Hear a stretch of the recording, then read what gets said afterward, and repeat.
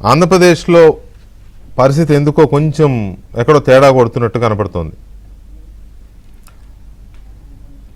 రాష్ట్రం అన్న తర్వాత, సమాజం అన్న తర్వాత అక్కడక్కడ అవాంఛనీయ ఘటనలు లేకపోతే అరాచకాలు ఇటువంటి జరుగుతూ ఉంటాయి. ఓకే, కానీ జగన్మోహన్ రెడ్డి ప్రభుత్వ హయాంలో జరిగినట్టు చెలరేగిపోయే రాక్షస మూకలైతే మంచిది కాదు సొసైటీకి. అలా భావించారు కాబట్టే ప్రజలు ఆ ప్రభుత్వానికి చరమగీతం పాడి కొత్త ప్రభుత్వాన్ని తెచ్చుకున్నారు. ఈ కొత్త ప్రభుత్వం ఏది సడన్గా ఆకాశం నుంచి ఊడిపడలా. చంద్రబాబు నాయుడు గారిని ఎన్నో దఫాలుగా చూసిన రాష్ట్ర ప్రజలు, తెలుగు ప్రజలు, ఆయనైతేనే ఈ రాష్ట్రానికి ఒక మంచి పాలన, ఒక అభివృద్ధి పాలన ఇస్తాడని తెచ్చుకున్నారు బ్రహ్మాండమైన మెజార్టీతో. సరే, కొన్ని ఘటనలు జరుగుతూ ఉన్నాయి, అది కాదని లేని వాస్తవం, మనం దాచిపెడితే దాగేవి కావు. అది లాకప్ డెత్ కావచ్చు, లేకపోతే ఇంకొక చోట అమ్మాయి మీద అత్యాచారం కావచ్చు, ఇంకొక చోట కుటుంబం ఆత్మహత్య కావచ్చు, ఓ పసిపిల్ల తప్పిపోవడం కావచ్చు. తర్వాత ఇవాళ ఒక యువకుడు వైజాగ్లో ఆత్మహత్యాయత్నం చేశాడు. ఒక వైసీపీ నాయకుడు తనని వేధిస్తున్నాడు, కొడుతున్నాడని. సో ఇలాంటివి జరుగుతూ ఉంటాయి. కొన్ని మర్డర్లు జరిగాయి. తెలుగుదేశం పార్టీ నాయకుల్ని వైసీపీ నాయకులు హత్య చేశారు. ఏది తెలుగుదేశం పార్టీ అధికారంలో ఉంటే కూడా, వైసీపీ వాళ్ళే తెలుగుదేశం పార్టీ కార్యకర్తలని, నాయకుల్ని చంపుతూ ఉంటారు. అన్నిటికంటే విచిత్రం ఏంటంటే అధికారంలో ఉన్న పార్టీ చాలా స్ట్రాంగ్గా ఉంటుంది. దాని జోలికి వెళ్ళాలంటే విపక్ష పార్టీలు 1-2 సార్లు ఆలోచిస్తాయి. ఎంతో మూర్ఖులు లేకపోతే తోడేళ్ళు అయితే తప్ప, తోడేళ్ళ స్వభావం ఉన్న వాళ్ళు అయితే తప్ప వెళ్ళరు. అలాంటిది పెనమలూరులో అధికార తెలుగుదేశం పార్టీ గద్దెనే కూల్చేశారు ఇవాళ. ఎవరు? వైసీపీ వాళ్ళు. అంటే అది ఆ సిమ్టమ్ అన్నమాట.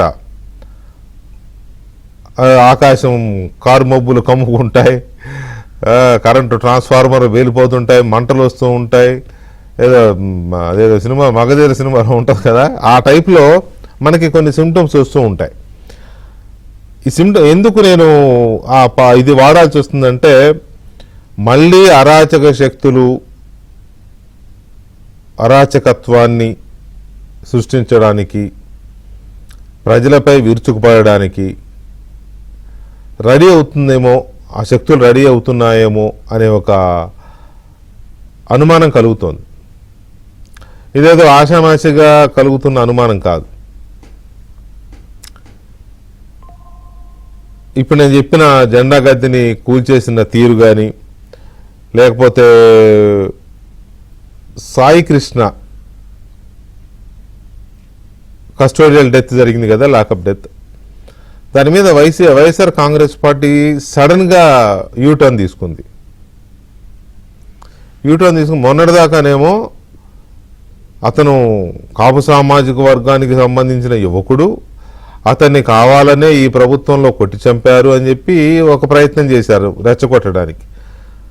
అది కాపు ప్రజలు పట్టించుకోవాలి, ఆ సామాజిక వర్గం వాళ్ళు ఎవరు పట్టించుకోవాలి, వైసీపీలో ఉన్న లీడర్లు తప్ప. వాళ్ళు కూడా ఇష్టం లేదు మాట్లాడడం. కానీ మరి ఏం చేస్తారు, జగన్మోహన్ రెడ్డి పదవులు ఓడిబీకేస్తాడు అనుకున్నారో ఏమో, మాట్లాడారు. తర్వాత ఏం తెలిసింది, వీళ్ళు ఎవరైతే సిఐని చర్యలు తీసుకోవాలంటున్నారో ఆ సిఐ కూడా కాపు సామాజిక వర్గమే అని తెలియడంతో ఒక్కసారిగా అవాక్కయ్యాయి. ఒకరోజు షాక్లో ఉన్నారు. మరుసటి రోజు నుంచి ఎంతసేపు సిఐనే బలి చేస్తారా, ఎంతసేపు సిఐనే ఇది చేస్తారా, అసలు ముందు సిఐ సంగతి కాదు మిగతా పోలీసుల సంగతి చూడండి అని మొదలెట్టారు. పైగా అవతల వాళ్లే కుల రాజకీయం చేస్తున్నారు, అధికార కూటమి పార్టీలే, నా కూటమి నాయకులే కుల రాజకీయం చేస్తున్నారంటూ ఇదొక కొత్త పల్లవి. అంటే అయితే ఇటు లేకపోతే అటు, చేయాల్సింది మాత్రం కుల రాజకీయం, రచ్చ రాజకీయం, ఇది తప్ప ఇంకోటి కనిపించట్లా. తర్వాత మాజీ మంత్రి గుడివాడ అమర్నాథ్ ఇవాళ కొన్ని స్టేట్మెంట్స్ చేశాడు ఆయన. సరే, ఆ స్టేట్మెంట్స్కున్న వ్యాలిడిటీ ఏంటి, వాటికున్న ప్రయారిటీ ఏంటి అనేది కాసేపు పక్కన పెడితే, వీళ్ళకి 2-3 ఇష్యూస్లో పైనుంచి సిగ్నల్స్ వస్తున్నాయి వీళ్ళకి. అందుకనే వీళ్ళు ఇలా మాట్లాడుతున్నారు. ఏంటి ఆ సిగ్నల్స్ అంటే, ఈ ప్రభుత్వానికి సగం కాలం అయిపోయింది కాబట్టి ఇంటర్వెల్ పడిందంట.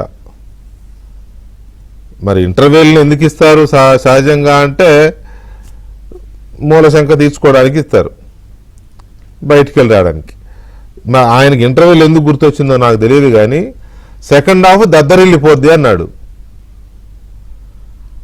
అక్కడ కొంత అనుమానంగా ఉంది.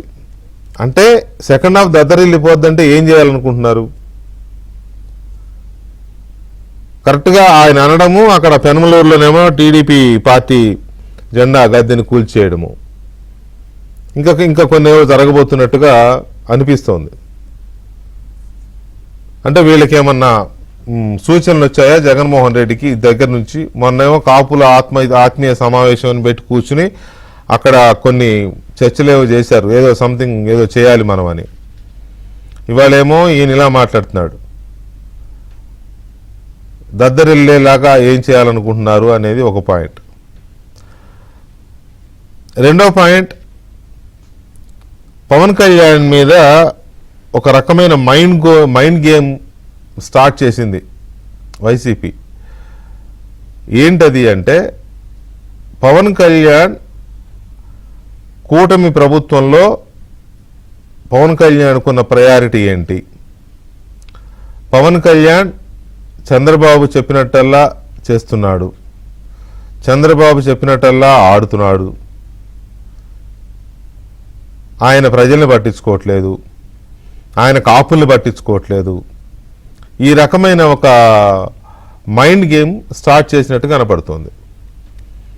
కావాలంటే ఒక సోషల్ మీడియాలో తిరుగుతున్న ఒక పోస్ట్ ఇప్పుడు మా వాళ్ళు చూపిస్తారు, చూడండి.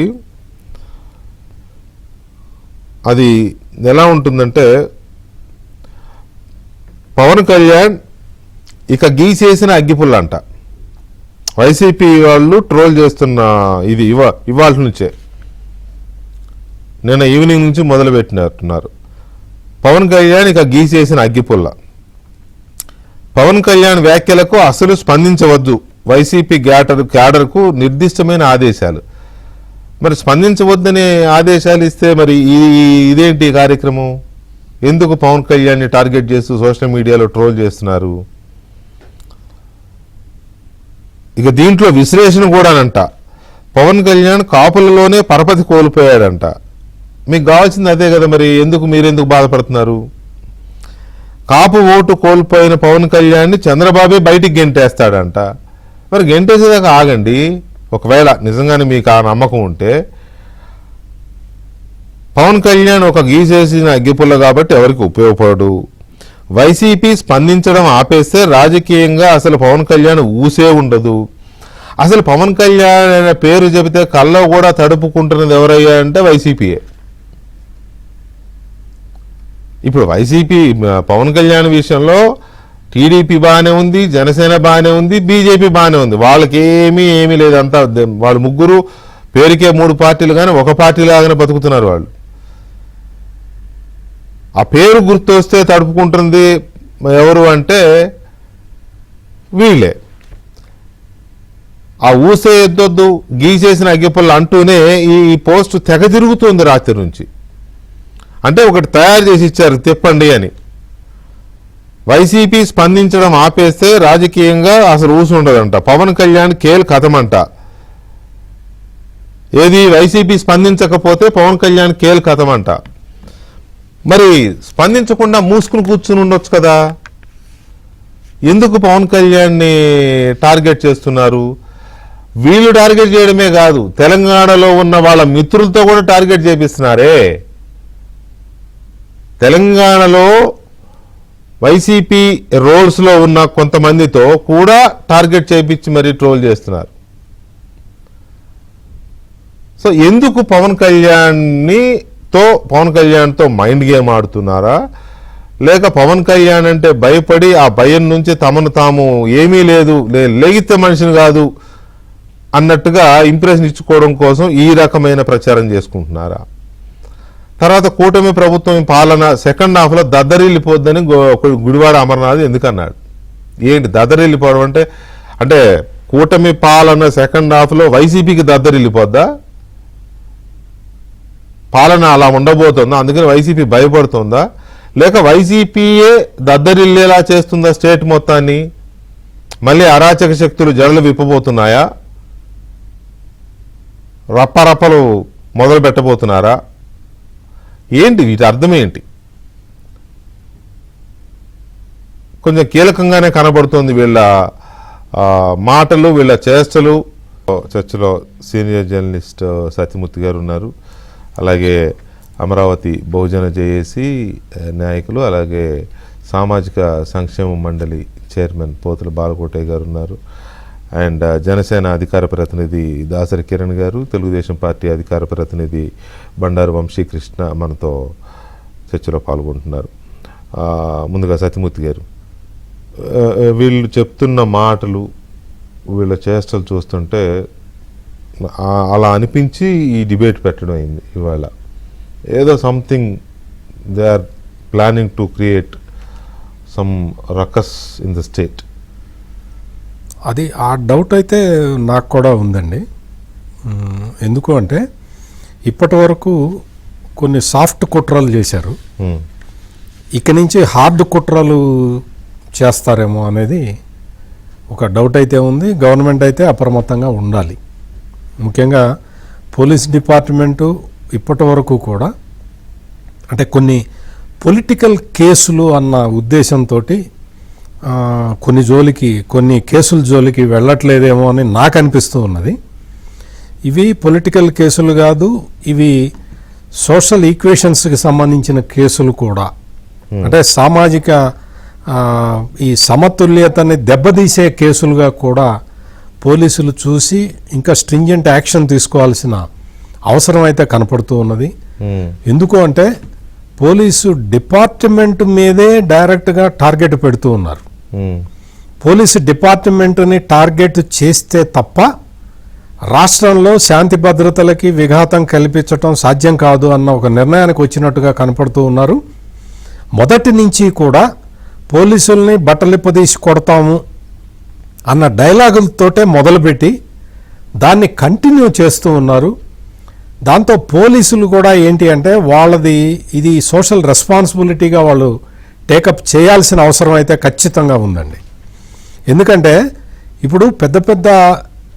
ఇప్పటివరకు జరిగినవన్నీ పొలిటికల్ కుట్రలు. ఇందాక మీరు చూపించారు కదా, పవన్ కళ్యాణ్ గీసేసిన అగ్గిపుల్ల, లేకపోతే అరిగిపోయిన సబ్బుబిళ్ళ, ఇటువంటి కథలు చెప్పడం కాదు కదా.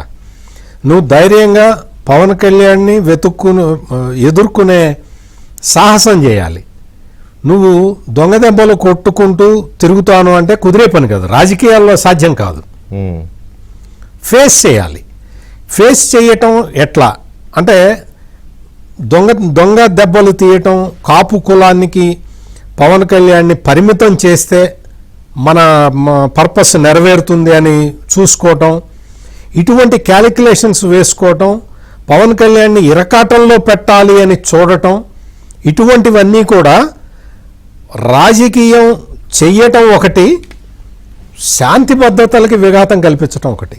ఇప్పుడు వీళ్ళు చేస్తున్నది ఏంటంటే ఈ పనులన్నీ కూడా రాజకీయం ముసుగులో వీళ్ళు చేస్తున్న నేరాల కింద చూడాలి. ఎందుకు? పీస్ అండ్ ట్రాంక్విలిటీని భగ్నం చేయటానికి వీళ్ళు చేస్తూ ఉన్నారు.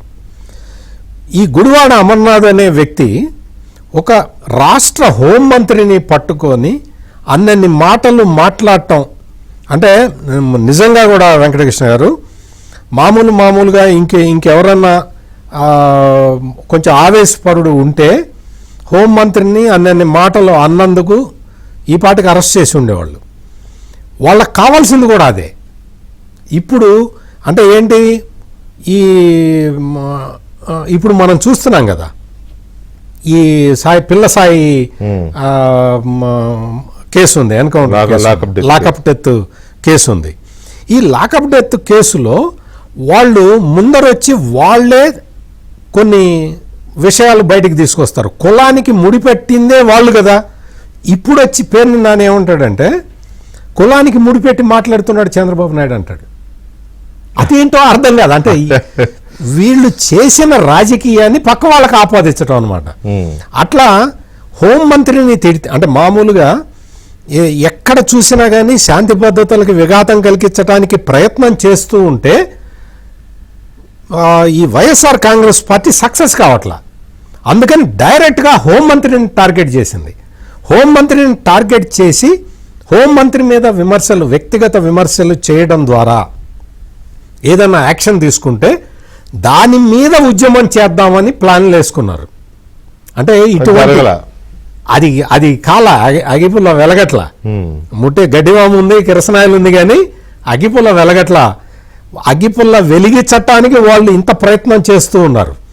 ఇది ఇప్పుడు సెకండ్ హాఫ్ మీరు చెప్పినట్టు మీరు ఎక్స్ప్రెస్ చేసిన డౌట్ కరెక్టే. సెకండ్ హాఫ్ ఎందుకన్నాడు అనేది వెళ్ళే ముందు ఒకసారి బాలకోటే గారితో మాట్లాడదాం. బాలకోటే గారు నమస్కారం.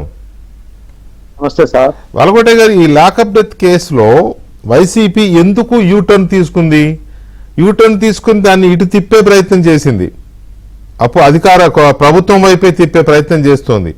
కుల రాజకీయం చేద్దాం అనుకున్నారు, అది మరి అనుకున్నట్టు మండలేదా లేకపోతే ఇంకోట?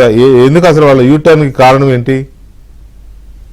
వెంకటేష్ గారు నమస్తే. నమస్తే అండి. సత్యమూర్తి గారికి, అలాగనే దాసర కర్ణ గారికి, వంశీ గారికి మీకు కూడా ధన్యవాదాలు. వెంకటకృష్ణ గారు, వైసీపీ పార్టీ అంటే సుబ్బిశెట్టి పార్టీ. చింతామణి నాటకంలో సుబ్బిశెట్టి ఉంటాడు కదా, కొట్టింది ఎవరో గుర్తులేదు కానీ లేవదీసింది నన్నే అని అంటుంటాడు. ఇది కూడా ఆ తరహా రాజకీయ పార్టీ. దీనికి ఏంటంటే ఓడిపోయినా గెలిచినట్టుగానే చెప్తా ఉంటుంటారు. ఇప్పుడు 11 సీట్లు వచ్చినా 40% ఓట్లు వచ్చినాయని చెప్తుంది. వైసీపీ పార్టీ మూలాన ఆంధ్ర రాష్ట్రంలో పేదలకు కానీ ప్రజలకు కానీ ₹1 ప్రయోజనం లేదండి. నేను చెప్తున్నాను, దీని మూలాన కూడోగుడ్డు వచ్చేది ఏం లేదు. ఇది బువ్వా పెట్టదు, ఇది నీళ్లు రాయదు. గత 5 ఏళ్ళు బువ్వ పెట్టల. ఇప్పుడు దీని రాజకీయాలు చూస్తుంటే అదిగా సాయి కృష్ణ కోతికి కొబ్బరికాయ చెప్పినట్టుగా కొబ్బరికాయ పట్టుకుంది. మీరు అంటున్నారు సాయి కృష్ణ కాపు అనే సామాజిక వర్గం నుంచి వెనక్కపోయింది అని. మీరు ఒకసారి గుర్తించుకోండి, జగన్మోహన్ రెడ్డి గారి మీద సిబిఐ ఈడీ పెట్టిన కేసులు వాళ్ళు ఏం రాస్తారంటే, అక్రమాస్తుల కేసులో జగన్కి సిబిఐ నోటీసులను మనం రాస్తే వాళ్ళు ఆస్తుల కేసులో జగన్మోహన్ రెడ్డికి నోటీసులను రాస్తారు. ఆస్తులకు నోటీసులు ఇస్తారా వెంకటకృష్ణ గారు? అక్రమాస్తులు నోటీసులు ఇస్తారా? వినండి, ఇక్కడ కూడా కాపు యువకుడు సాయి కృష్ణ, ఇప్పటికీ కూడా స్టిల్ ఈ రోజు కూడా కాపు యువకుడు సాయి కృష్ణ హత్య కేసులో కీలక పరిణామాలు. ప్రభుత్వ హత్య పెద్దలను కాపాడే కుట్ర. ఎవరా పెద్దలు? సిఐకి రాయరు. వెంకటకృష్ణ గారు మీరు వినాలి ఈ మాట. సత్యమూర్తి గారు, నేను నిన్న మా డిబేట్కి పోతే ఈ పిల్ల సాయి కృష్ణ బంధువు అడ్వకేట్ అంటాడు, సాయి కృష్ణ అమాయకుడు, సిఐ నాగరాజు మంచోడు. మరి ఎందుకు వచ్చింది ఆయన డిబేట్కి? అంటే ఇప్పుడు కమిషనర్ మీద కేసు పెట్టాలంట. కమిషనర్ కమ్మనుకుంటున్నాడు ఆయన. ఇప్పుడు కాపుల మీద కేసు పెట్టారు, మీరు కమ్మను వదిలేస్తున్నారు. గద్దె రామ్మోహన్ రావు కమ్మ, మీరు ఎమ్మెల్యే మీద ఎందుకు పెట్టాలంటున్నాడు ఆయన. ఇంకా మోడీ గారి మీద పెట్టమల్లా, అమిత్ షా గారి మీద, మోడీ గారు. అంటే వీళ్ళ యొక్క ఆ మాటకు వస్తే అక్కడున్న దేవినేని అవినాష్ కమ్మే కదా, మరి అవినాష్ మరి అది కూడా లెక్కేసుకోవాలి కదా. మరి దేవినేని శిష్యుడేనంట, చచ్చిపోయిన అబ్బాయి అతను శిష్యుడేనంట. ఈ సంఘటన వెనక మాకు చాలా తెలుసండి. జరిగిన సంఘటన, దానికి సంబంధించిన రాజీ ప్రయత్నాలు, దాని ఒప్పందాలు, ఏం జరిగింది, ఎలా జరిగిందని. కాకపోతే అన్ని విషయాలు మాట్లాడలేని పరిస్థితి. మీకు ఒక మాట చెప్తానండి. ఇప్పుడు గుడివాడ అమర్నాథ్ మాటగా వస్తా. గుడివాడ అమర్నాథ్ సినిమాలు చూస్తాడు, పవన్ కళ్యాణ్ సినిమాలు తీస్తాడు గుడివాడ అమర్నాథ్. మీకు అత్తారింటికి దారేట్లో క్లైమాక్స్ సీన్ ఎట్లుంటుంది తెలుసా? ఒక్కొక్కడు పేపర్ చదువుకుంటుంటాడు, ఇంకోటైతే బల్లాలు గుచ్చుకొని నాట్యం చేస్తూ ఉంటుంటాడు. రేపు 24 క్లైమాక్స్ సీన్, 29 క్లైమాక్స్ సీన్ అదే కూటమి ప్రభుత్వం చేతుందో. No doubt at all. Venkatakrishna గారు ఏదో మారుతుంది, తేడా కడుతుంది, ఏ తేడా కొట్టడంలా ప్రతిపక్ష పార్టీగా వైసీపీ పార్టీ రాష్ట్రంలో ఫెయిల్యూర్ అయింది. అది అమ్మకి పనికిరాదు, చెల్లికి పనికిరాదు, ఈ రాష్ట్రంలో ప్రజలకు పనికిరాదు, విజయసాయి రెడ్డికే పనికిరాదు. అది చేసేది ఏముంది? ఇప్పుడు డైవర్షన్ పాలిటిక్స్ చెయ్యాలి. ఈ మద్యం కేసులో ముడుపులు బాగోతాన్ని ప్రజలకు కనుమరుగు చేయాలి. ఈ రోజున కర్ణాటక ముఖ్యమంత్రి శివకుమార్ గారు, తెలంగాణ ముఖ్యమంత్రి రేవంత్ రెడ్డి గారు, ఈ దేశం గర్వించదగిన ముఖ్యమంత్రి చంద్రబాబు నాయుడు గారిని పొగిడారు. తల్లి కాంగ్రెసే పొగిడిందండి. పిల్ల కాంగ్రెస్ ఎంత? పిల్ల కాంగ్రెస్ ఎంత? నదుల అనుసంధానం గురించి ఏమన్నా మాట్లాడారా సార్? అభివృద్ధి గురించి జగన్మోహన్ రెడ్డి గారు నోట ఏనాడని మాట వచ్చిందా? అంటే ఏంటి సార్? కాంగ్రెస్ పార్టీని పొగిడింది సార్ శివకుమార్ గారు, రేవంత్ రెడ్డి గారు. ఈ దేశంలో కాంగ్రెస్ పార్టీ నదుల అనుసంధానం అంటే ఆయన అడగాలి. మరి నదుల అనుసంధానం అంటే వైర్లు కలిపోవడం కాదు కదా, డేటా సెంటర్ లాగా. రాష్ట్ర ప్రగతి గురించి సార్ ఇవాళ బసవతారకం గారి క్యాన్సర్ ఆసుపత్రి అమరావతిలో పెడుతున్నారు. అరే కర్నూలులో బంగారం సంబంధించిన తవ్వకాలు చేపడుతున్నారు. ఓ గూగుల్ డేటా సెంటర్ తెస్తున్నారు, బిట్స్ పిలాని తెస్తున్నారు, క్వాంటమ్ వాలీ తెస్తున్నారు, పరిశ్రమలు ఆహ్వానిస్తున్నారు, డిఎస్సి ఇస్తున్నారు. ఇవన్నీ డైవర్ట్ కావాలి. డైవర్ట్ కావాలంటే నేరపూరిత రాజకీయాలు ప్రేరేపించాలి. ఏంటంటే ఇంటర్వ్యూలు చెప్పండి. గుడివాడ అమర్నాథ్ ఇంటర్వ్యూలు అంటే ఏంటి? ఇంటర్వ్యూలు అంటే ఏంటి సార్? ఇంటర్వ్యూలు అంటే టాయిలెట్కి వెళ్తారు, ఏసీలో కూర్చొని ఓపెన్ గా మాట్లాడుకుంటే కాదండి. ఓపెన్ గా మాట్లాడుకుంటే కొద్దిగా మనం ఫ్రాంక్ గా మాట్లాడుకుంటే ఇంటర్వ్యూలు ఎందుకు ఇస్తారు? ఏ థియేటర్లోనైనా టాయిలెట్కి వెళ్తారని ఇస్తారు, లేకపోతే పిల్లలు ఉంటే బయటకు వెళ్ళి పాప్కార్న్ లేకపోతే అట్లాంటివి కొనుక్కొచ్చుకుంటారని ఇస్తారు. ఏముంటుంది ఇంటర్వ్యూలు అంటే? భోషాణం. నేను అదే చెప్తున్నా వెంకటకృష్ణ గారు, సబ్జెక్ట్ లోని వాళ్ళు ఇటువంటి ప్రేలాపనలు బేలుతారు. ఒకసారి మనం వంశీతో మాట్లాడారు. ఒక్క మాట హోంమంత్రి గారిని అన్నాడు. గుడివాడ అమర్నాథ్ ఏం బీకాడు? ఒక మహిళని నువ్వు మహిళా లోకం ముందే ఎగతాళి అయ్యావు అంటే ఇటువంటి ప్రేలాపనలు చేసుకోవటం వల్ల కాదు మీరు అన్నారు కాబట్టి నేను అనాల్సి వస్తుంది. హోంమంత్రిని అన్నాడు ఏం బీకాడు అమర్నాథ్ అని మీరు అన్నారు. హోంమంత్రినే అన్నాం ఏం బీకింది ప్రభుత్వం అని వాళ్ళు అంటున్నారు. పొడ్డుకు మసి రాసుకొని చేస్తున్న పని అదేనండి. ముఖ్యమంత్రి గారికి సేమ్ క్వశ్చన్ మేము చెప్తుంది కూడా ముఖ్యమంత్రి గారికి ఏంటంటే కొన్ని చర్యలు తీసుకుంటేనే బాగుంటుందని మేము ఫీల్ అవుతున్నాం. సత్యమూర్తి గారు ఏదైతే ఫీల్ అయ్యారో నేను అదే ఫీల్ అవుతున్నా. కానీ ప్రభుత్వం ఏంటంటే చట్ట ప్రకారంగా వెళ్దామని ఒక చంద్రబాబు నాయుడు ఒక విధానం పెట్టుకొని ఇలా కాస్త ఆచితూచి అడుగులు వేస్తున్నారు. కానీ లేకపోతే నేను చివరి మాట చెప్తాను వెంకటకృష్ణ గారు, నిజంగా గనక సాయి కృష్ణ కేసులు కనుక నాగరాజు కనుక కమ్మ సామాజిక వర్గం అయితే కృష్ణలంకకి నిప్పెట్టేవాళ్ళు. అంబటి రాంబాబు గారు పెట్రోల్ ఇచ్చేవాడు. ప్రజలు వీళ్ళు నిప్పులు పెట్టించుకోవడానికి ప్రజలేమంత పిచ్చోళ్ళు కాదు. కులాల మధ్య పోరాటమే కదా సార్. ఏదో అనుకుంటారు, చేద్దాం అనుకుంటారు, కానీ ఏం చేస్తారు? 10 మందిని వేసుకొని వెళ్ళి ఏదో చేయాలనుకుంటారు. అంత మాత్రాన ప్రజలు వీళ్ళ వెనకాల వచ్చేస్తారా? చేయలేదా?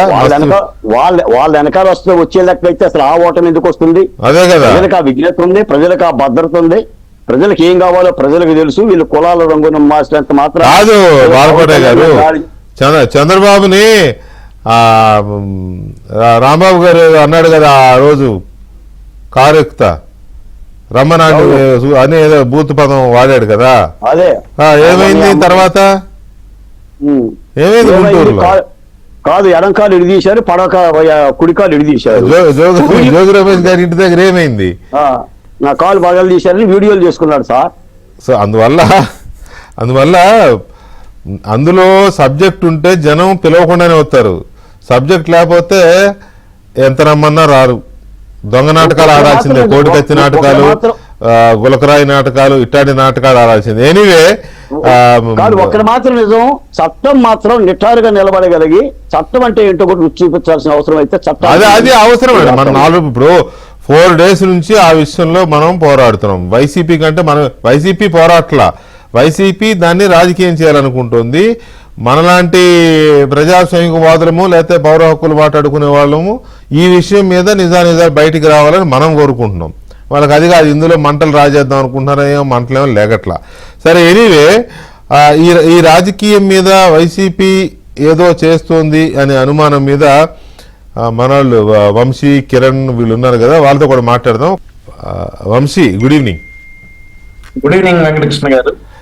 వంశీ, ఇప్పుడు వైఎస్ఆర్ కాంగ్రెస్ పార్టీ ఇప్పటి వరకు అక్కడక్కడ జరుగుతున్న కొన్ని గొడవలను, ఘటనలను వాటిని ఆసరాగా చేసుకొని యాగి చేస్తోంది, లేకపోతే వాటిని ఇంత ఆజ్యం పోసి గొడవ చేయడము, లేకపోతే ఎక్కడన్నా మృతదేహాలు ఉంటే అక్కడికి వెళ్ళిపోయి జగన్మోహన్ రెడ్డి గారు కాస్త అడావుడి చేయడము, ఇవి చూస్తున్నా కనపడుతుంది కదా. కానీ ఇప్పుడు వాళ్ళ పరిస్థితి చూస్తుంటే ఇక నుంచి వీళ్ళే ఘటనలు క్రియేట్ చేసే పరిస్థితి కనపడుతోంది. దద్దరిల్లిపోవడము అనే స్టేట్మెంట్ చూస్తుంటే ఎందుకో మరి అలాగే ఉంది. సెకండ్ హాఫ్ నుంచి దద్దరిల్లిపోతే ఫస్ట్ హాఫ్ ఇంటర్వెల్లే అని అన్నాడు అంటే వీళ్ళకి ఏదో ఒక టాస్క్ అప్పగించి ఉండొచ్చు అనుకోవాలా జగన్మోహన్ రెడ్డి. గుడ్ ఈవినింగ్ వెంకటకృష్ణ గారు, మీకు ప్యానల్లో పెద్దలకు అందరికి ఏబిఎన్ వీక్షకులకు కూడా. సార్, ముందుగా ఏబిఎన్ ఆంధ్రజ్యోతి వేదికగా సాయికృష్ణ తల్లి ఆవిడ విజయలక్ష్మి గారికి పాదాభివందనాలు సార్.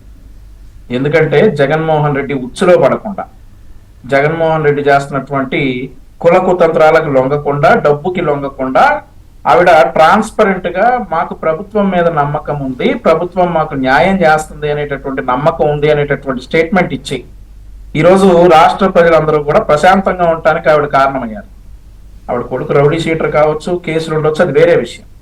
కానీ జగన్మోహన్ రెడ్డి గారు చాలా ట్రై చేశారు ఆమెను గ్రిప్ లో పెట్టుకొని రాష్ట్రాన్ని ఉడికించేసేయాలి అని చెప్పి. వైఎస్ఆర్ కాంగ్రెస్ పార్టీలో ఇక రాజకీయ నిరుద్యోగులు కొంతమంది ఉన్నారు కదా సార్, అంబటి రాంబాబు, పేర్ని నాని, ఇట్లాంటి వారందరినీ పట్టుకొచ్చేసి అటొకరిని ఇటొకరిని పెట్టుకుని ఆయన చేయదలుచుకున్నటువంటి ప్లాన్ మొత్తం ఒక్క మాటతో విజయలక్ష్మి గారు పటాపంచలు చేశారు. మాకు ప్రభుత్వం మీద నమ్మకం ఉంది, చంద్రబాబు నాయుడు గారు మాకు హామీ ఇచ్చారు, మేము సాటిస్ఫై అయ్యామనేటటువంటి మాటతోటి వైఎస్ఆర్ కాంగ్రెస్ పార్టీ పన్నిన పన్నాగాలన్నీ కూడా పాపం నీటిలో పోసినట్టు ఇట్లా మొత్తం వానకు తెలిసిపోయిన క్రికెట్ మ్యాచ్ లాగా అయిపోయింది. సో ఇక ఆ తర్వాత సార్, మనం ఎప్పటి నుంచో వద్దు వెంకటకృష్ణ గారు, ఈ జూన్ 12వ తారీఖు నుండి చూసుకుంటే ఇందాక సత్యమూర్తి గారు ఈ ఎవరైతే అశోకాడు గుడివాడ అమర్నాథ్ చేసినటువంటి ప్రయత్నం, హోమ్ మినిస్టర్, దళిత హోమ్ మినిస్టర్ గారిని ఒక మాట అనేసి దాని ద్వారా రాష్ట్రంలో శాంతి భద్రతలు డిస్టర్బ్ చేయాలనేటటువంటి ఆలోచనలోకి వచ్చారు. కానీ అక్కడ అదొకటే కాదు ఆ రోజు జరిగింది. ఆ రోజు చూసుకుంటే అక్కడ గుడివాడ అమర్నాథ్ ఏమో హోమ్ మినిస్టర్ గారిని నోటికి వచ్చినట్టు మాట్లాడి, ఆ తర్వాత ఇటు కృష్ణా జిల్లాలో కొడాలి నాని, చంద్రబాబు నాయుడు ఎప్పటి నుంచో ఖాళీగా ఉన్నటువంటి కొడాలి నాని, నా ఆరోగ్యం బాగాలేదన్నటువంటి కొడాలి నాని, ఇక నేను రాజకీయాలకు స్వస్తి అని ఒక అర్థం వచ్చేలా మాట్లాడిన కొడాలి నాని ఆ రోజు బయటకు వచ్చి 12వ తారీఖున ఆ రోజు బయటకు వచ్చి చంద్రబాబు నాయుడు గారిని, లోకేష్ గారిని ఆయన ఇష్టానుసారం మళ్ళీ మాట్లాడటం. ఇక మా సైడ్ వస్తే గుంటూరు జిల్లా తెనాలిలో అన్నాబత్తుని శివకుమార్ అనేటటువంటి వ్యక్తి అక్కడ ఉన్నటువంటి జనసేన లీడర్, జనసేన మంత్రి గారు నాదెండ్ల మనోహర్ గారిని అరే ఒరే అని మాట్లాడినటువంటి సందర్భాలు ఆ రోజే. ఆ తర్వాత మరొకటి ఏంటంటే ఉషా శ్రీచరణ్ గారండి, ఆమెను చూసుకుంటే ఆవిడ సబితా గారిని ఉద్దేశించి నీ అమ్మ జాగీరా, నీ అబ్బ జాగీరా అనేటటువంటి పదాలు ఆవిడ బహిరంగంగా వాడారు. అంటే ఈ లెక్కన 12వ తారీఖు నుండి వాళ్ళకు ఒక ప్రాస్పెక్టివ్ లైన్ అనేది ఇచ్చారు. ఆ ప్రాస్పెక్టివ్ లైన్ ఎందుకు ఇచ్చారంటే డిఎస్సిలో అట్టర్ ఫ్లాప్ అయ్యారు. డిఎస్సిలో కులాల కంపు పెట్టేసి ఆ రోజు డిఎస్సిలో ప్రజలందరూ కూడా చెప్పుతో కొట్టినట్టుగా సమాధానం ఐఏఎస్ అధికారులు చెప్పారు. సో అక్కడ అటర్ ఫ్లాప్ అయ్యేటప్పటికి దాన్ని డైవర్ట్ చేయడానికి 12వ తారీఖు వీళ్ళందరూ కూడా బయటకు వచ్చేసి వారి వారి సామాజిక వర్గాలకు చెందిన వారిని కావచ్చు, ఎవరినైనా కావచ్చు, ఎయిమ్ చేసి మాట్లాడారు. దీని ద్వారా రాష్ట్రంలో శాంతి భద్రతలని కంట్రోల్ తప్పేలా చేయాలనేటటువంటి ప్లాన్ పన్నుతున్న పన్నాగంలో బాలకోటయ్య గారు చెప్పినట్లుగా కోతికి కొబ్బరి చెప్పు దొరికింది అని ఇందాక బాలకోటయ్య గారు ఏదైతే సంబోధించారో అట్లా వీళ్ళకి సాయికృష్ణ ఉదంతం దొరికింది.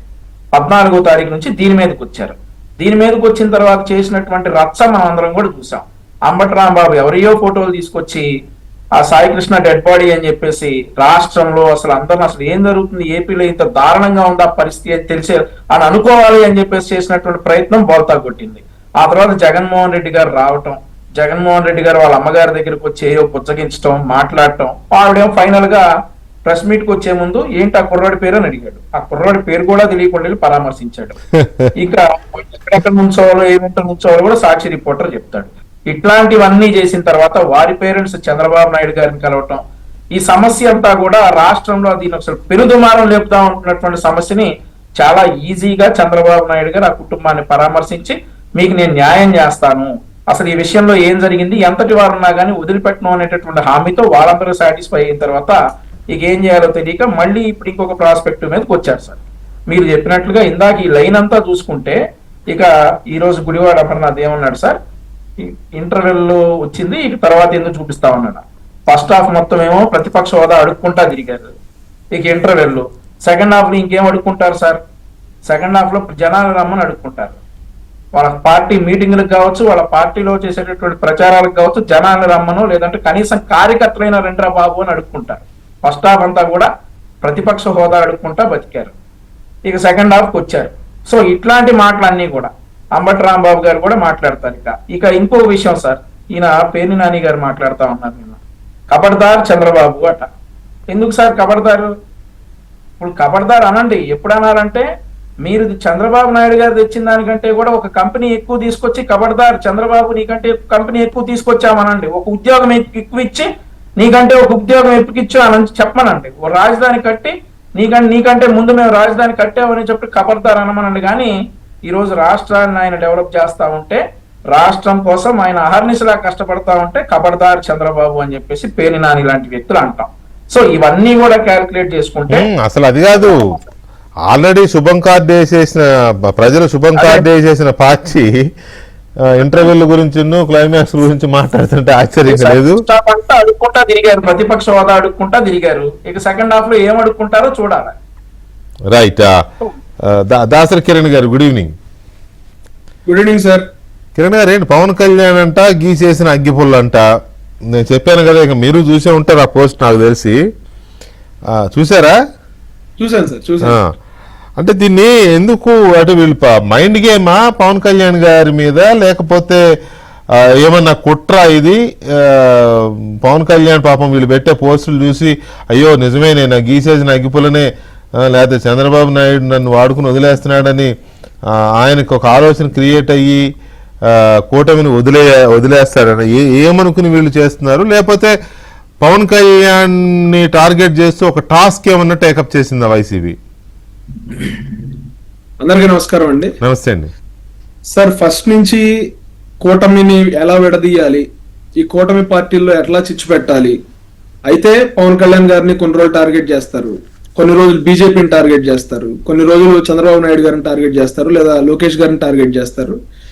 ఏదో ఒక పాచిక పారబోయిద్దా అనే ఒక ఆశ సార్, చిన్న ఆశ, దింపుడు కళ్ళం ఆశ అంటారు చూడండి, ఆ టైపులో try and try until you get succeed అని వీళ్ళు ఏదో ఒక పాచిక ట్రై చేస్తారు. అది ఏది కూడా పారట్లేదు.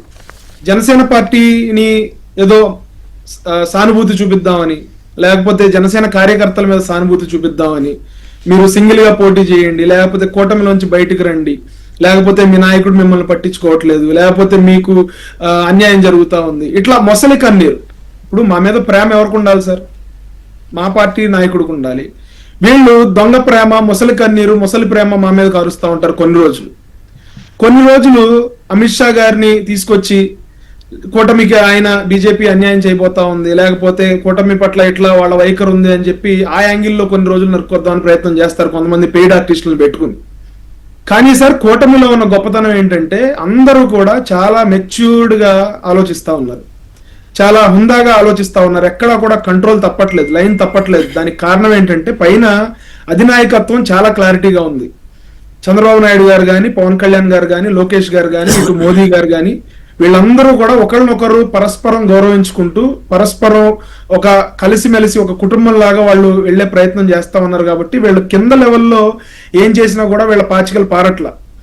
అయితే ఈ మధ్య ఒక 1 వీక్ గా ఈ సాయికృష్ణ కేసు ముందుకు తీసుకొచ్చి పవన్ కళ్యాణ్ గారిని బద్నాం చేయాలని, లేకపోతే జనసేన పార్టీని బద్నాం చేయాలని, లేకపోతే కాపు కులం యాంగిల్లో ఒక యాంగిల్ తీసుకొచ్చి majority of the Kapu community మొన్న 2024 ఎలక్షన్ లో కూటమి వైపు నిలబడింది. కాబట్టి వాళ్ళు వీళ్ళల్లో నుంచి ఒక 4-5% కనుక చేల్చగలిగితే, న్యూట్రల్ గానీ, యాంటీ ఇన్కంబెన్సీ గానీ, కాపు కులంలోంచి కానీ ఇట్లా కొంచెం ముక్కల కింద చేల్చగలిగితే వాళ్ళకి ఎడ్జ్ వస్తుంది అనే విధంగా వాళ్ళు ప్రయత్నాలు మొదలు పెట్టారు సార్.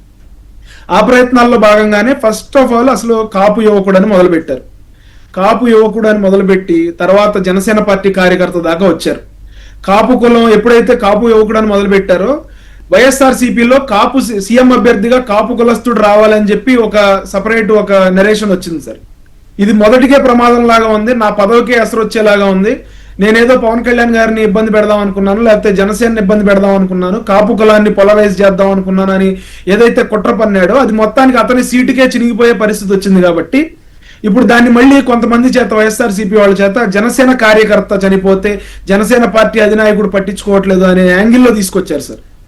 దాన్ని కూడా జనసేన పార్టీ ముందే తేరుకుని మేమందరం కూడా రివర్స్ అటాక్ చేసేపాటికి వాళ్ళు తోక ముడిచి ఇప్పుడు దాన్ని ప్రభుత్వం మీదకి తీసుకొచ్చే విధంగా వాళ్ళు పన్నాగాలు పన్నుతా ఉన్నారు.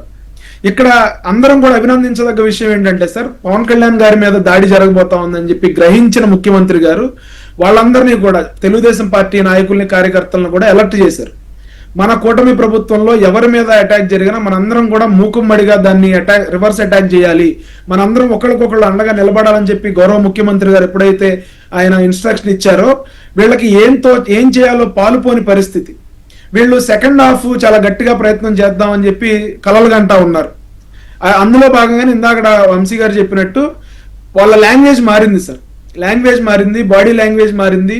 ఏకవచనంతో తిట్టడం పవన్ కళ్యాణ్ గారిని, చంద్రబాబు నాయుడు గారిని, మంత్రుల్ని, ఇక్కడ లోకల్లో ఉన్న నాయకులు వీళ్ళందరినీ కూడా తిట్టి తద్వారా మమ్మల్ని రెచ్చగొట్టి వాళ్ళు లబ్ధి పొందుదామని చూస్తా ఉన్నారు. కానీ ఖచ్చితంగా ఇక్కడ సోషల్ మీడియా కానీ, అన్ని పార్టీల సోషల్ మీడియా, అన్ని పార్టీల యువత నాయకులందరూ కూడా చాలా అప్రమత్తంగా ఉన్నారు వాళ్ళ పాచికల్ని తిప్పికొట్టడానికి ఎప్పటికప్పుడు. ఇందాక బాలకోటయ్య గారు కూడా చెప్పారు, మనం చాలా టెక్నాలజీ మీద ఇన్వెస్ట్ చేస్తా ఉన్నాం, లేకపోతే మనం కొత్త కొత్త ఇండస్ట్రీస్ ని తీసుకొస్తా ఉన్నాం, కొత్త కొత్త కంపెనీలు తీసుకురావడానికి ప్రయత్నం చేస్తా ఉన్నాం. గూగుల్ అని రకరకాల కంపెనీలు, వైజాగ్ కానీ, ఇలా మంగళగిరి కానీ, ఆంధ్రప్రదేశ్ అన్ని రకాలుగా అభివృద్ధి చెందుతా ఉంది. ఇటువంటి పరిస్థితుల్లో లా అండ్ ఆర్డర్ సిచ్యువేషన్ ని ఒకటి క్రియేట్ చేయాలి, క్రియేట్ చేస్తే తద్వారా కూటమి ప్రభుత్వం డిఫెన్స్ లో పడుతుందని ఒక కుట్ర కనిపిస్తా ఉంది సార్. ఇక్కడ నాకు ఇంకా బలంగా ఏమనిపిస్తా ఉందంటే, పిచ్చోడు వర్సెస్ ఒక అద్దాల మేడ. పిచ్చోడు ఒక రాయి పట్టుకుని అద్దాల మేడ మీద నుంచుంటే పిచ్చోడికి కోల్పోయేది ఏం లేదు సార్, పిచ్చోడు కోల్పోయేది ఏం లేదు. కానీ we have everything to lose. కూటమికి ఈ రోజున ఆంధ్రప్రదేశ్ లో మనం లా అండ్ ఆర్డర్ గనక గాడి తప్పితే, లేకపోతే ఈ కుట్రలు ఎవరైతే పన్నుతా ఉన్నారో జగన్మోహన్ రెడ్డి అనుకో వాళ్ళ ట్రాప్ లో గనక మనం పడి వాళ్ళ మీద కొంచెం అగ్రెసివ్ గా వెళ్ళినా, లేకపోతే ఎక్కడైనా చిన్న మిస్ఫైర్ జరిగినా, లేకపోతే ఎక్కడైనా చిన్న ఇబ్బందికరమైన పరిస్థితులు నష్టం కదా, మనం నష్టపోవడానికి ఎక్కువ ఉంది. అద్దాల మేర ఎలాగైతే దెబ్బతింటదో రాష్ట్రం అలా దెబ్బతింటది. ఎస్ సార్, మనం నష్టపోవడానికి ఎక్కువ ఉంది సార్. ఎందుకంటే మన రాష్ట్ర ప్రయోజనాలు దెబ్బతినే పరిస్థితి ఉంటది, మన పిల్లల భవిష్యత్తు దెబ్బతినే పరిస్థితి ఉంటది, మన రాష్ట్రమే అంధకారంలోకి వెళ్ళిపోయే పరిస్థితి ఉంటది. కాబట్టి చాలా ఆచితూచి వ్యవహరిస్తున్నారు తప్ప ఈ రౌడీ మూకలకి, ఈ గంజాయి మూకలకి, ఈ గోండా మూకలకి భయపడి అయితే మాత్రం కాదు. ఎందుకంటే చంద్రబాబు నాయుడు గారి ట్రాక్ రికార్డ్ తీసుకుంటే భయపడి అని నేను అనను. ఎందుకంటే టీడీపీ క్యాడరు భయపడే క్యాడర్ కాదు, జనసేన క్యాడరు భయపడే క్యాడర్ కాదు. ప్రభుత్వం ఏమేమో భయపడుతుందని అనలేం, కానీ తేలిగ్గా తీసుకుంటుందో మరి. మాది మంచి ప్రభుత్వం అని చెప్పుకుంటున్నారు కాబట్టి ఆ మంచితనాన్ని కాపాడుకోవాలన్నా ఏంటి అర్థం కాని పరిస్థితి. అయితే ఇక్కడ ఒక పాయింట్ ఉంది, అమర్నాథ్ ఏం మాట్లాడాడు, ఎందుకు మాట్లాడాడు అనేది ఇందాక మీరు మాట్లాడుతుంటే ఒకసారి ఏం మాట్లాడాడు విందాం. విన్న తర్వాత సత్యమూర్తి గారి ఒపీనియన్ తీసుకుంటాం. మరొకసారి ఈ సందర్భంగా మీ ద్వారా పోలీస్ శాఖకి ఈ సందర్భంగా తెలియజేస్తా ఉన్నా, మనం ఏం చేసినా సరే మన ప్రభుత్వం కాపాడుతుంది, ప్రభుత్వంలో ఉన్నటువంటి ముఖ్యమంత్రి కొడుకో కాపాడుతాడు అనుకుంటే మీ అమాయకత్వం అనేటువంటి విషయాన్ని తెలియజేస్తా ఉన్నా. అయిపోయింది, సగం సినిమా అయిపోయింది, 2.5 సంవత్సరాలు గడిచిపోతా ఉంది, ఇంటర్వెల్ కార్డు పడిపోయింది. వచ్చే 2.5 సంవత్సరాలు సెకండ్ హాఫ్ దద్దరిల్లిపోద్ది అనేటువంటి విషయాన్ని ఈ సందర్భంగా తెలియజేస్తా ఉన్నా. ఈ సినిమాలో విలన్లు చంద్రబాబు నాయుడు కొడుకు లోకేష్ అనేటువంటి విషయాన్ని తెలియజేస్తా ఉన్నా. మా నాయకుడు అనేక సందర్భాల్లో చెప్తాడు, ఫస్ట్ హాఫ్లో ఎప్పుడు కూడా విలన్దే పై చేయి, 14వ రీలు ఆఖరి అంకానికి వచ్చేసరికి, సినిమా చివరికి వచ్చేసరికి హీరోది పై చేయి అవుతుంది, అది వైఎస్ఆర్ కాంగ్రెస్ పార్టీది పై చేయి అవుతుంది. దయచేసి గమనించమని చెప్పి ఈ సందర్భంగా కోరుతా ఉన్నా. అసలు నాకు అర్థం కావట్లేదు, వీళ్ళు అంటే సినిమా సగం అయిపోయింది, ఇంటర్వెల్ వచ్చేసింది, సెకండ్ హాఫ్ దద్దరిల్లిపోద్ది, అల్టిమేట్గా సినిమాలో హీరోలే గెలుస్తారు అని మాట్లాడుతుంటే ఆయన గడిచిన 5 ఏళ్ళు మర్చిపోయాడే ఏంటి అమర్నాథ్? నాకు అర్థం కావట్లా. గడిచిన 5 ఏళ్ళు సినిమా అనుకుంటే ప్రజలు దద్దరిల్లా కొట్టారు కదా, మరి ఓడిపోయిన వాళ్ళు విలన్ అయితే మరి ఆయన ఏంటి? వీళ్ళందరూ ఆ బ్యాచ్ అంతా జగన్ అండ్ కో అంతా విలన్లు అన్నట్టే కదా. ఆయన మాటలను తీసుకుంటే అదే అర్థమవుతుంది అదే కదా. అంటే వీళ్ళు వీకే గారు వీళ్ళకి ఏం చెయ్యాలో అర్థం కావట్లేదు, ఎజెండా వాళ్ళకి ఫిక్స్ కావట్లేదు. కూటమి ప్రభుత్వం చూసి ఏదో చేయాలని అయితే తపన ఉంది, వాళ్ళకి ఆ తపన ఉన్నది, రాష్ట్రాన్ని తగలబెట్టాలనే ఆలోచన ఉంది. ఎట్లా చెయ్యాలి, ఎక్కడ మొదలు పెట్టాలి అనేది వాళ్ళకి 2 సంవత్సరాలు కంప్లీట్ అయిపోయినా వాళ్ళకి అర్థం కావట్లేదు. ఎందుకు అర్థం కావట్లేదు అంటే వాళ్ళందరూ కూడా సైకో ఫ్యాన్స్ లాగా ఆలోచిస్తున్నారు కాబట్టి. వాస్తవిక దృక్పథంలోకి వచ్చి ఇక్కడ జరుగుతున్నది ఏంటి, మనం చేయాల్సింది ఏంటి, మన పరిస్థితి ఏంటి అని ఆలోచించుకుంటే వాళ్ళకి ఎటు పోవాలో అర్థమవుతుంది. వీళ్ళందరూ కూడా ఏంటి అంటే ఒక భ్రమలో కూర్చొని ఆ law and order problem create చేస్తే తప్ప మనం ఈ ప్రభుత్వాన్ని ఎదుర్కోలేము అన్న ఒక తప్పుడు నిర్ణయానికి వచ్చారు. లా అండ్ ఆర్డర్ బ్రేక్ చేయటం ద్వారా ఏం జరుగుతుంది అంటే రాష్ట్రంలో డెవలప్మెంట్ ఆగిపోతుంది, పారిశ్రామికీకరణ ఆగిపోతుంది, కొత్త కంపెనీలు రావటం ఆగిపోతుంది. అవి ఆగిపోవాలి అన్న ఉద్దేశంతో లా అండ్ ఆర్డర్ని టార్గెట్ చేస్తున్నారు. ఇప్పుడు ఆ గుడివాడ అమర్నాథ్ మాట్లాడింది కూడా పోలీసులకి డైరెక్ట్గా హెచ్చరిక చేస్తున్నాడు. అది మీరు గమనించండి, జగన్మోహన్ రెడ్డి పోలీసుల్ని బట్టలు పదీసి కొడతానన్న రోజు నుంచి ఇదే టెండెన్సీ వాళ్ళు ప్రదర్శిస్తూ ఉన్నారు. ఇవే మాటలు వాడుతున్నారు. వైసీపీ లీడర్లు అందరూ ఇలాగే ఉన్నారు. వాళ్ళు ఏది చేసినా కానీ మొత్తం లా అండ్ ఆర్డర్ని బ్రేక్ చేయటం కోసమే చేస్తున్నారు.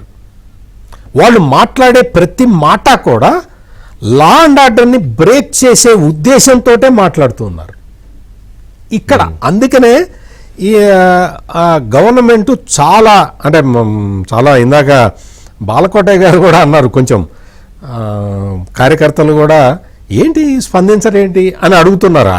బాలకోటయ్య గారు నేను కూడా అదే అడిగా, ఏంటి స్పందించరేంటి, ఇట్లా మాట్లాడుతున్నా స్పందించరేంటి అనిపిస్తున్నది. కానీ సహజంగా ఏంటి అంటే వాళ్ళ పర్పస్ నెరవేరకూడదు. రాష్ట్రంలో మొత్తం అంతా అభివృద్ధి వైపు వెళ్తూ ఉన్నప్పుడు లా అండ్ ఆర్డర్ని బ్రేక్ చేసుకోకూడదు మనంతటా మనం అన్న ఉద్దేశం చంద్రబాబు నాయుడికి ఉంది కాబట్టే ఇంకా ఓపిక చూపిస్తూ ఉన్నాడు. ఇప్పుడు ఫస్ట్ హాఫ్ అయిపోయి, ఈ గుడివాడ అమర్నాథ్కి చెబుతున్నా, ఫస్ట్ హాఫ్ అయిపోయి సెకండ్ హాఫ్లోకి వస్తే గుడివాడ అమర్నాథ్ ఏం జరుగుతుందో తెలుసా మీకు? ఆ మద్యం కుంభకోణంది మొత్తం కంక్లూజన్కి వచ్చింది. ఎన్ఫోర్స్మెంట్ డైరెక్టరేట్ వాళ్ళు అది కంక్లూజన్కి వచ్చింది. మీకు మొత్తం ఈ కేసులన్నీ కూడా దాదాపుగా మొత్తం వచ్చేస్తూ ఉన్నాయి. విజిలెన్స్ రిపోర్ట్లు అన్నీ రెడీగా ఉన్నాయి, వస్తూ ఉన్నాయి. మళ్ళీ కొత్త కొత్త కేసులు పడబోతూ ఉన్నాయి, కొత్త అరెస్టులు జరగబోతూ ఉన్నాయి. సెకండ్ హాఫ్లో జరిగేది ఇది. దద్దరిల్లడం పక్క దద్దరిల్లిపోతుంది అనేది అమర్నాథ్కి తెలియట్లేదు. ఈ కేసులన్నీ కూడా వీటిని ఒక ఆర్డర్లోకి తీసుకురావటానికి ఇవన్నీ కూడా ఆధారాలు కూడగట్టుకోవటానికి మనకు తెలుసు.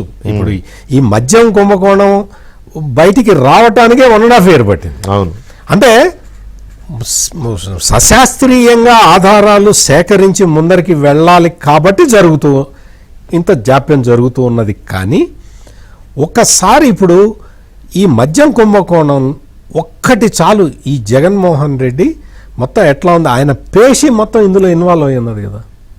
ఆయన పేషీలో పనిచేసిన వాళ్ళందరూ ఇందులో ఇన్వాల్వ్ అయ్యారు అందరూ. అంటే అర్థం ఏంటి? ఇది ప్రజలందరికీ మొత్తం కూలంకషంగా అర్థమైంది. కాబట్టి జగన్మోహన్ రెడ్డి డిఎస్సి మీద డిఎస్సిలో అన్ని తప్పులు జరిగినాయని చెప్పినా, ఈ సాయికృష్ణ కేసు తీసుకొని కాపుల్ని రెచ్చగొట్టాలని చూసినా, ఏది చేసినా కానీ ప్రజల నుంచి రెస్పాన్స్ రావట్లే. మీకు ఈ వైఎస్ఆర్ కాంగ్రెస్ పార్టీ వాళ్ళు కూడా సర్వేలు చేయించుకుంటూనే ఉన్నారు. వాళ్ళ సర్వేలలో వస్తున్న విషయాలు చూసి వాళ్ళకి తలలు పట్టుకుంటూ ఉన్నారు. ఎక్కడా కూడా ఏ కాన్స్టిట్యున్సీలో కూడా వైఎస్ఆర్ కాంగ్రెస్ పార్టీ ఇదిగో స్టెబిలైజ్ అవుతూ ఉన్నది, వైఎస్ఆర్ కాంగ్రెస్ పార్టీ ఇదిగో బలానా నాయకుడి ఆధ్వర్యంలో ఇది కొంచెం ముందరికి వెళ్తుంది అన్నది ఒక్క నియోజకవర్గం కూడా కనపట్టాల, ఇంక్లూడింగ్ పులివెందుల. ఇంక్లూడింగ్ పులివెందుల. ఇది వాళ్ళ సర్వేలలో వస్తున్న విషయం. వాళ్ళకి ఎంతసేపటికి యాక్సెప్టెన్స్ రావట్లేదు. దాంతో వాళ్ళు ఏం చేస్తున్నారంటే, జనరల్గా మీకు తెలుసు, నాకు తెలుసు వెంకటకృష్ణ గారు, యాక్సెప్టెన్స్ రాకపోతే పందా మార్చుకుంటాం. యాక్సెప్టెన్స్ రావట్లేదు, మనం మన ప్రవర్తన మార్చుకోవాలి.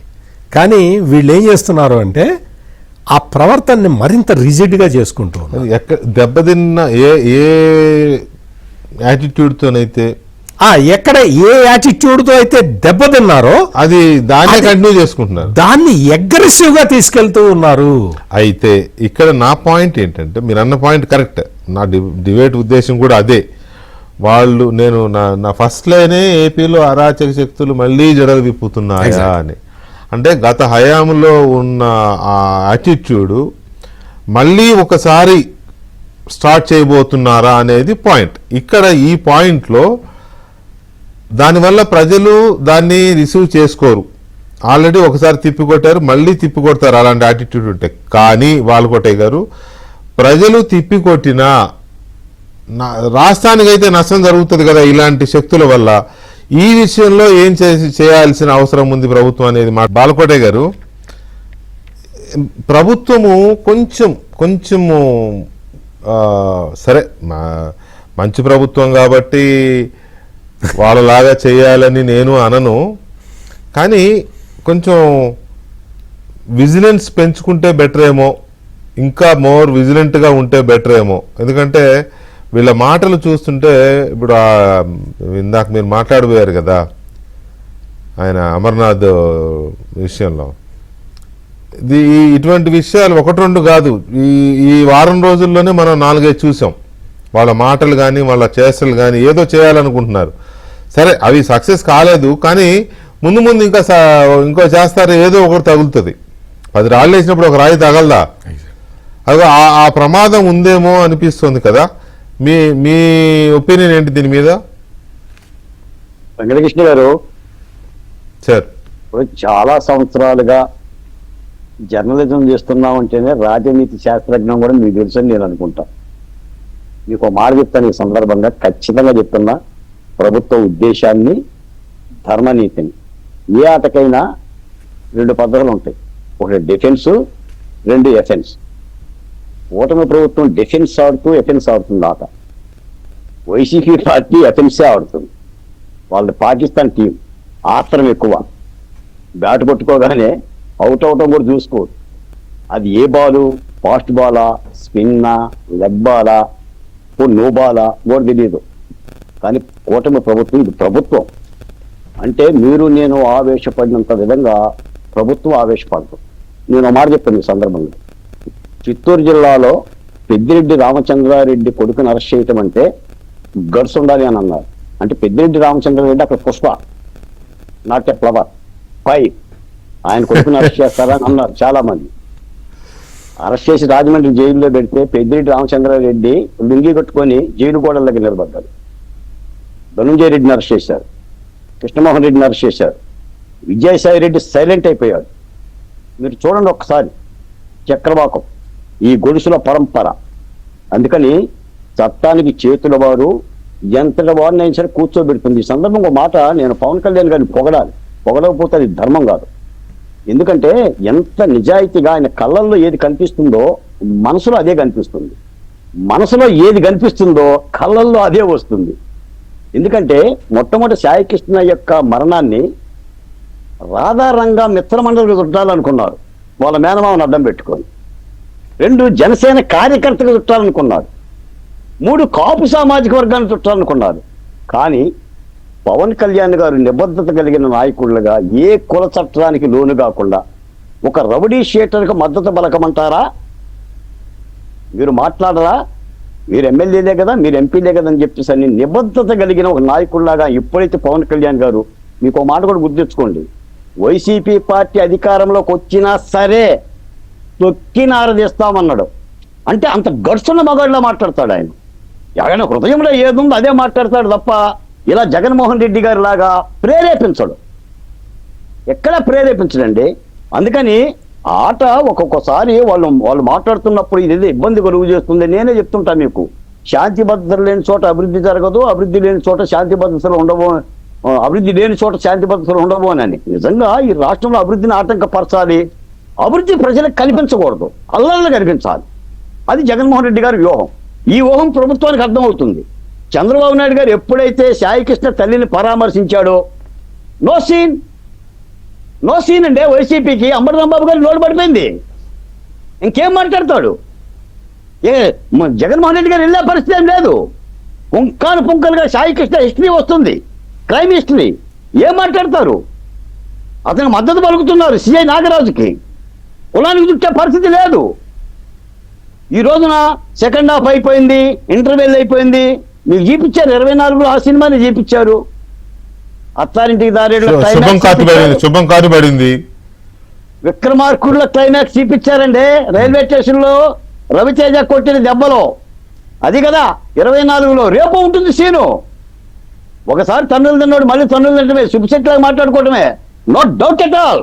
3 రాజకీయ పార్టీలు కలిసిన వెంకటకృష్ణ గారు 3 మాకు అసలు హీరోలో ఉండారండి. బాలకృష్ణ ఉన్నాడు, పవన్ కళ్యాణ్ ఉన్నారు. మేము సినిమాలు తీస్తాం, వాళ్ళు సినిమాలు చూస్తారు. వాళ్ళు సినిమాలు తీయలేరు, మేమే సినిమాలు తీస్తాం, మేమే నటిస్తాం, మేమే కొడతాం. పవన్ కళ్యాణ్ గారు అన్ని సినిమాల్లో కూడా ముందు నవ్వుతూ ఆహ్లాదకరంగానే కనిపిస్తాడు. క్లైమాక్స్ లోనే ఉంటాడు పవన్ కళ్యాణ్ ఎప్పుడు కూడా. కొట్టడం కూడా మొక్క కట్టు పెట్టినట్టు, గోడ కట్టినట్టు కొడతాడు. అదే ఉంటుంది రేపు పొద్దున. ఇవన్నీ కొన్ని ఇబ్బందికరమైన అంశాలు అయినా కూడా అంత సీనేమి లేదు, అంత సీనేమి రాదు. ఇప్పుడు చంద్రబాబు నాయుడు గారు చాలా అనుభవాలు నేర్చుకున్నాడు. అందుకని దాన్ని గొడ్డల పార్టీ అని నామకరణం చేసిండు. రేపో మాపో భూమి పూజ చేసి 29 కల్లా భూమిలో పాతి పెడతామా గొడ్డల్ని. No doubt at all. ఈ రాష్ట్రంలో ప్రజలకు మంచి కావాలి వెంకటకృష్ణ గారు. అంటే వైసీపీ కాదండి, వైఎస్ఆర్సీపీ అనే పేరు స్థానంలో గొడ్డలి పార్టీ అనే పేరు స్థిరపడిపోయిందా? ప్రజలు అలా ప్రజల్లోకి వెళ్ళిపోయిందా అలాగా బ్రాండ్? కదండి, రాజకీయాల్లో రాజకీయ నినాదమే ఇంపార్టెంట్. ఈ రోజున వైసీపీ పార్టీ కాదు దాని పేరు. చంద్రబాబు నాయుడు నామకరణం చేసినది గొడ్డల పార్టీ. ఇది ప్రజలకు అర్థం చేసుకోవాలి. గొడ్డలు కావాలా ఏం కాదు, మారణాయుధమే కదా సార్. మేము ఆధారాలతో చెప్తున్నాం. గొడ్డల పార్టీ ఎందుకన్నాం? వాళ్ళ బాబాయ్ హత్య కేసు దగ్గర నుంచి ఈ రోజు జరుగుతున్నది కూడా. ఈ రోజు కూడా అదేం చెప్తున్నారు? ఇప్పుడు సెకండ్ హాఫ్ లో దద్దరిల్లిపోద్దంటే గుడివాడ అమర్నాథ్ మాటలు ఏంటి? చొక్కాలు పైకెత్తుతాం, లుంగీలు పైకెత్తుతాం, ఇవన్నీ చెప్పినాయే కదా సార్. వెంకటకృష్ణ గారు కొత్త ఉంది. నాడు స్థానిక ఎన్నికలు జరగనిచ్చారా? మన బడితెలు తీసుకొని ఎంటబడ్డారు కదా. ఈ రాష్ట్రంలో జరుగుతున్న హత్యల మీద, అత్యాచారం మీద ఒక్క ఇన్వెస్టిగేషన్ చేశారా? ఈ రోజు నేను ఛాలెంజ్ చేస్తున్నానండి. సాయికృష్ణ మరణానికి ప్రభుత్వం బాధ్యత పడి ఒక ఇన్వెస్టిగేషన్ చేసి ఓ పోలీస్ అధికారిని అరెస్ట్ చేసి జైలుకు పంపింది. మరి గత జగన్మోహన్ రెడ్డి గారు ఒక్కదాని మీద ఇన్వెస్టిగేషన్ చేశాడా? ఒక సంఘటన మీద. అది ఏదైనా సరే, డాక్టర్ సుధాకర్ అయినా, డ్రైవర్ సుబ్రహ్మణ్యం అయినా, అబ్దుల్ సలాం అయినా, ఎలాంటి అయినా అత్యాచారాలైనా, వజీరా అయినా ఏంటి సార్? ఈ పరిపాలన ప్రజలకు అర్థం కాదా? ఈ రోజున ఆవేశపట్టడం ఏముంది సార్? డీజీపీ గారు కోపం వస్తే అమరాన్ని తెచ్చేసి బొక్కలేస్తాం. ఎంతసేపు అండి ఆయన బొక్కలు వేయటానికి? పెద్ద లాక్కు రావాలా ఏంటి? అంతే గారు ఏమైనా పిలిపిస్తే తెలుగుదేశం కార్యకర్తలు ఆయన ఇంటి మీదకి బోరా? అంటే జోగి రమేష్ గారే పోగలరా చంద్రబాబు నాయుడు గారి ఇంటి మీదకి? మేము పోలేమా గుడివాడ అమర్నాథ్ గారి ఇంటి మీదకి? ఎందుకంటులా? ధర్మం కాదు కాబట్టి, ఇది ప్రభుత్వం కాబట్టి. మేము డిఫెన్స్ వాడతాం, ఎఫెన్స్ వాడతాం కాబట్టి ఈ పరిస్థితిని ప్రజలు అర్థం చేసుకుంటారని నేను అనుకుంటానండి. తప్పనిసరిగా ఈ విధమైన ప్రేలాపనలు ఉంటాయి, ఆలాపన. అయినా జగన్మోహన్ రెడ్డి గారికి వేరే పని లేదు సార్. ఆయనకి అసలు అభివృద్ధి గురించి ఏం తెలియదండి. ఆయనకి తెలిసిందల్లా కళ్ళు మూసుకుంటే ఏమవుతుంది అంటే వెంకటకృష్ణ గారు నిద్ర వస్తుంది. ఇప్పుడు జరుగుతున్నది పోని పీడకాలు వస్తాయి. వాళ్ళ కార్యకర్తలందరూ నిద్రపోమంటున్నారు, ఆయన నిద్రపోతున్నాడు. కనమనంటే పీడకళ్ళు అంటే పగటికల్లే కదా. ఈ రోజున నేను గర్వపడ్డానండి. ఇందాక కర్ణాటకలో సభ జరుగుతుందంటే తుంగభద్ర సంబంధించిన నదుల అనుసంధాన ప్రక్రియ ఒక గేటు కూలిపోతే మొత్తం 2 గవర్నమెంట్లు కలిపేసి గేట్లు పెట్టి శివకుమార్ గారు మాట్లాడుతున్నారు, రేవంత్ రెడ్డి గారు మాట్లాడుతున్నారు. అసలు చంద్రబాబు నాయుడు గారికి ఈ అల్లర్ల మీద ధ్యాస ఎక్కడుంది సార్? మొత్తం అసలు అభివృద్ధి మీదే వాళ్ళు అహోరాత్రులు కష్టపడి పనిచేస్తుందంటే, అయినా కూడా ప్రభుత్వం హింసను ప్రోత్సహిస్తే తప్పు. ప్రభుత్వమే గుర్తించి హింసను హరికట్టి బాధ్యత కలిగి చర్యలు తీసుకుంటుంటే ఇంకా ఇబ్బంది ఏముందండి? ఏంటంటే వంశీ గారు సహజంగా అంటే రాజకీయ పార్టీలు ఒక పార్టీ గద్దెల్ని ఇంకొక పార్టీ దిమ్మల్ని కూల్చేసుకోవడం ఇవి జరుగుతూ ఉంటాయి అక్కడక్కడ.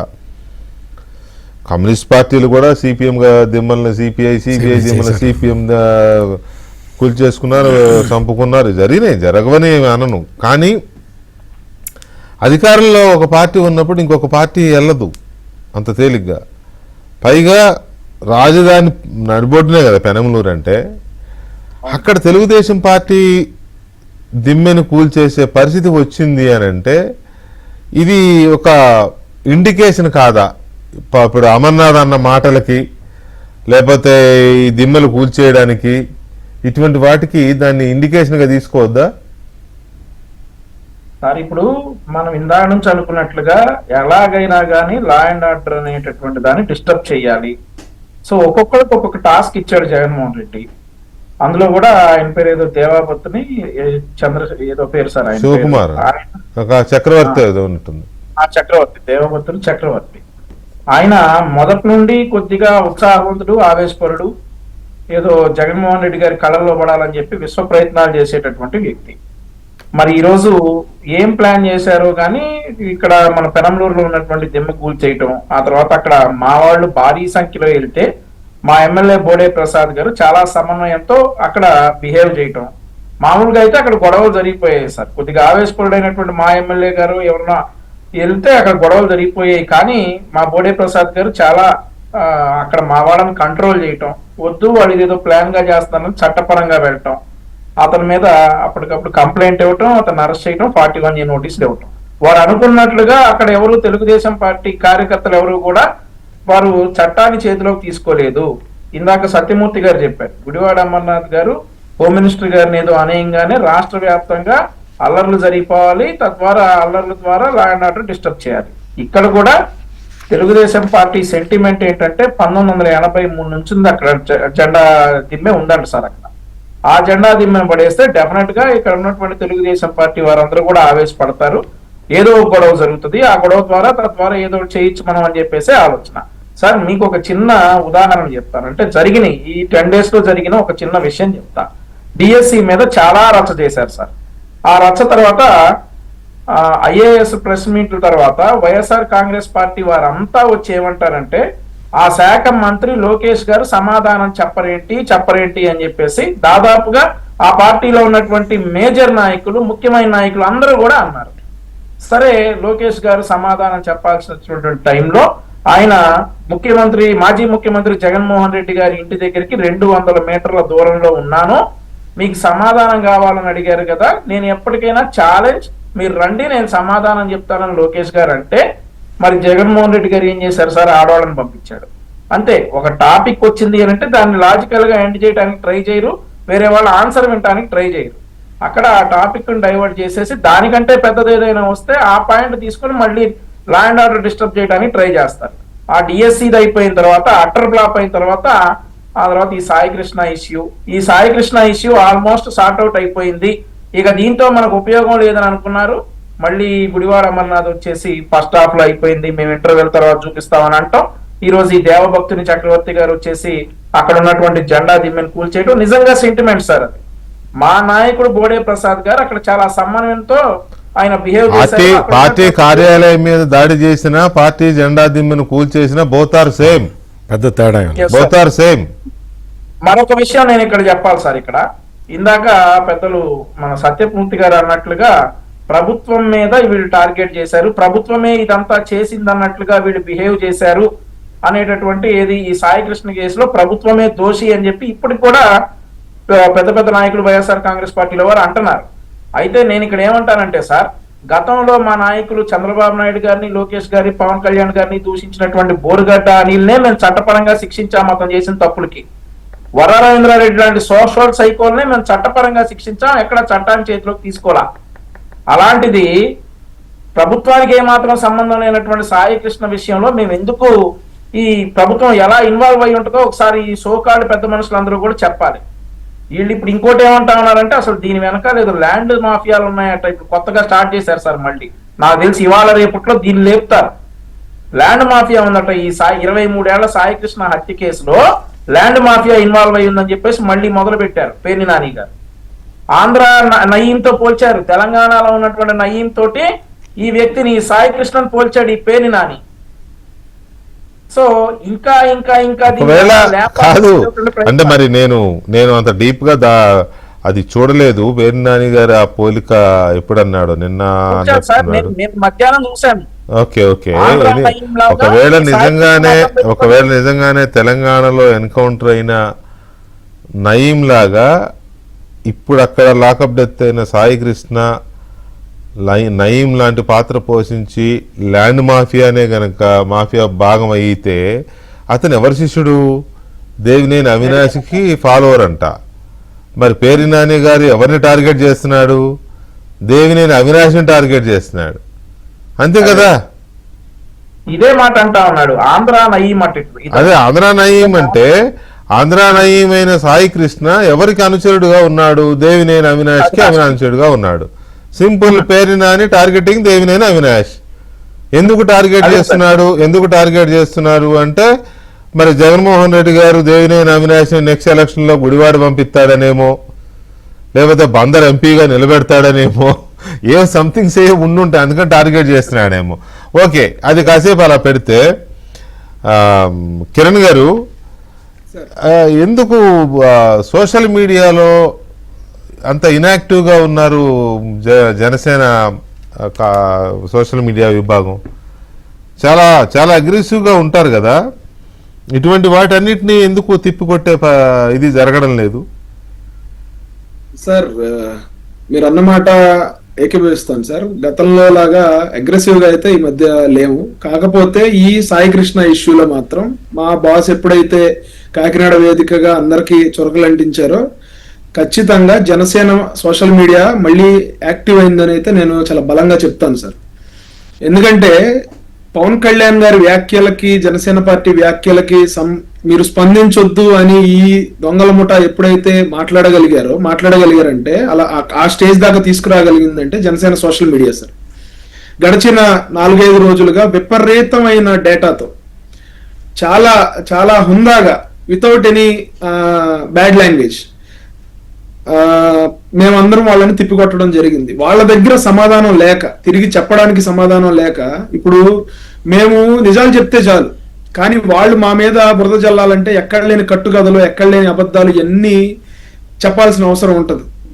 ఈ రోజున సార్ ఒక గుడివాడ అమర్నాథ్ ప్రెస్ మీట్ పెట్టాడంటే సార్ జోకర్ సార్, వీళ్ళంతా జోకర్లు సార్. వీళ్ళు ఫస్ట్ హాఫ్ లో జోకులు ఈ కమెడియన్స్ ఎవరైతే ఉంటారో వాళ్ళు చేసే కామెడీకి ఫస్ట్ హాఫ్ అంతా టైం పాస్ అయిపోయింది. కానీ సెకండ్ హాఫ్ అలా ఉండదు సార్.